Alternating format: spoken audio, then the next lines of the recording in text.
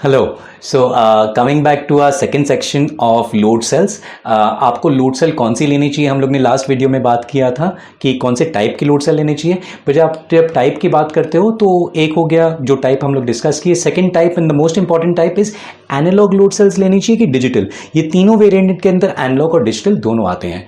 So just to start off let me tell you by the end of this video you will understand कि आपको कौन सा load cell लेना चाहिए and कौन सा लोड सेल आपके लिए बेनिफिशियल होगा।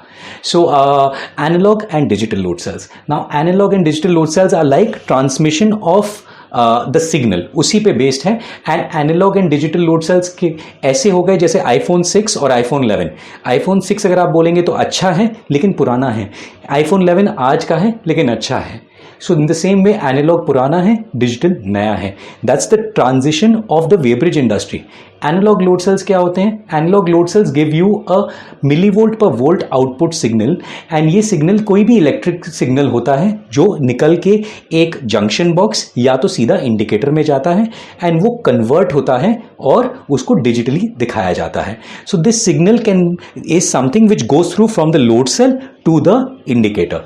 Now what happens if this is a electrical signal, आपके अगल बगल में कहीं पर भी अगर कोई हाई टेंशन लाइन या कोई भी डिस्टर्बेंस होगा तो ये सिग्नल ऊपर नीचे हो सकता है, thereby giving you erratic weight. आपको वेट सही नहीं बताएगा।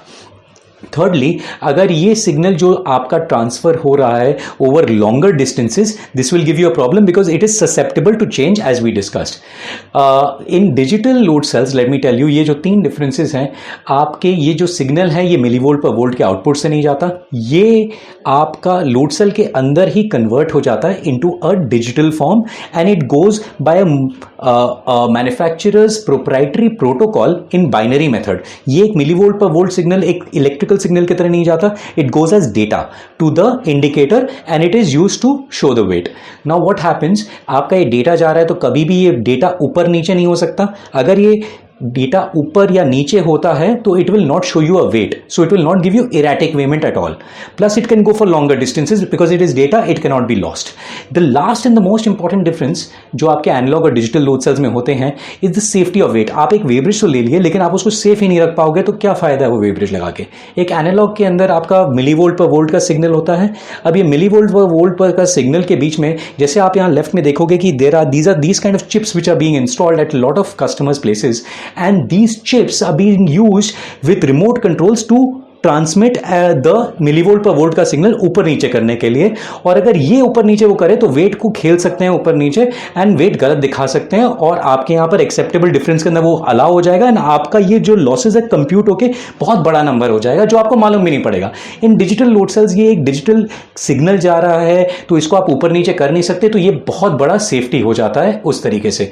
सो एनालॉग एंड डिजिटल के अंदर no doubt we always suggest for digital load cells even if they are expensive in the first go, it will give you a much cheaper cost over the life of the weighbridge.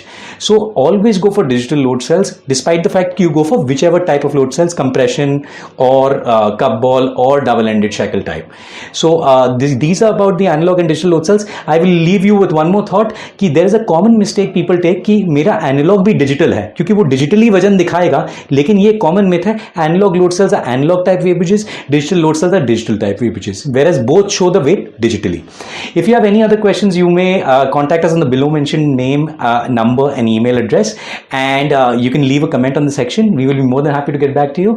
और अगर आपके कोई भी और questions हो और आप जानना चाहोगे weighbridges के बारे में, so please subscribe to the channel and we will be more than happy to help you with all these details. Thank you.